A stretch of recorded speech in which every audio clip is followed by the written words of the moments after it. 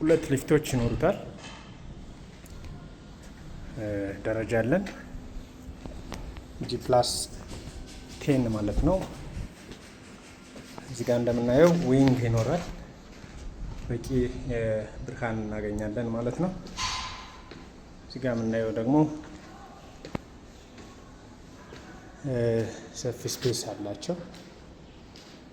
አንደኛው ዊንግ ሁለት ቤት ይኖራል።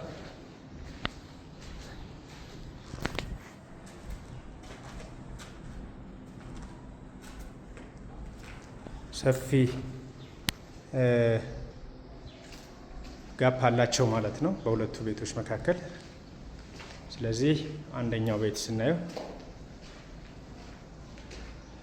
እዚህ ጋር ባለ 2 መኝታ አለን፣ እዚህ ጋር ባለ 3 መኝታ አለን ማለት ነው። ወደ ኢንተሪየር ዲዛይናቸው ስንሄድ ልክ እንደገባን የሰራተኛ መኝታ ይኖራል። ኦልሞስት ያው 6 ወር ይቀረናል ብያቸዋለሁ ለመጨረስ። ኪችን እዚህ ጋር አለን፣ ሰፊ ኪችን አለን። ኪችኑን ስናልፍ ደግሞ የሰራተኛ መኝታ ይኖረናል ማለት ነው። የሰራተኛ መኝታ ነው። ሰፊ ነው፣ በጣም ሰፊ ነው። ያው ሁሉም እዚህ ጋር የሰራተኛ ባዝሩም አለን። ሰፊ ነው ባዝሩም እንደምታዩት። ሌላ እዚህ ጋር ባልከኒ ይኖረናል ማለት ነው። በቂ ብርሃን ማግኘት እንችላለን። ኦኬ፣ ሌላ ወደ ሳሎን ስንሄድ በጣም ሰፊ ሳሎን ዊዝ ባልከኒ፣ ጥሩ እይታ ያለው ወደ ቦሌ እይታ ማለት ነው። እኛው ኮምፓውንዳችን ነው የሚሆነው። ወደ ቦሌ እይታው የሚሆን ሳሎን አለን ማለት ነው። ሳሎኑ እንደምታዩት በጣም ሰፊ ሳሎን ነው። ከምላችሁ በላይ ሰፊ ነው በጣም።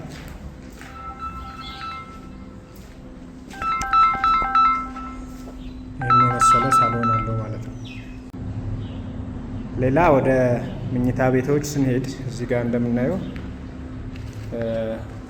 ሁለት ወደ ኢስት ሳይድ የሚያዩ ማስተሩን ጨምሮ ማለት ነው መኝታ ቤቶች አሉ። እዚህ ጋር አንደኛው መኝታ ቤት አለ። እዚህ ጋር አንደኛው መኝታ ቤት አለ። ያው በቂ ብርሃን ያገኛል።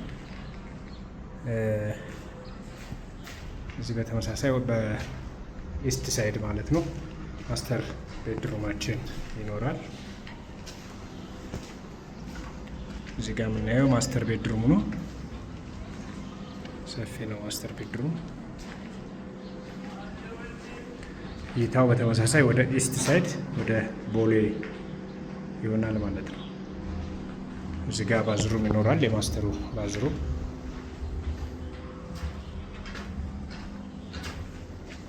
እዚህ ጋር ባዝሩም አለ ማለት ነው። በጣም ሰፊ ባዝሩም አለው።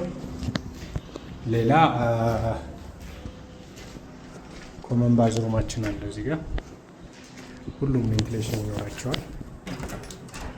ሶስተኛ መኝታ ቤት እዚህ ጋር ያለ ማለት ነው። በጣም ሰፊ ነው። ይሄም እንደምታዩት ከማስተሩ ያነሰ መኝታ ቤት አለን ማለት ነው።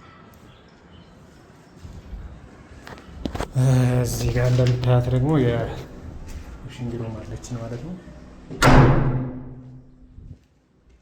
በዚህ መልክ እያለቁ ነው። 201 ካሬ ማለት በጣም ሰፊ ነው። እንግዲህ እንደምታውቁት 201 ማለት የቪላ ቤት ሰርቪስ ላይ ተጨማሪ የሚኖረው ነው።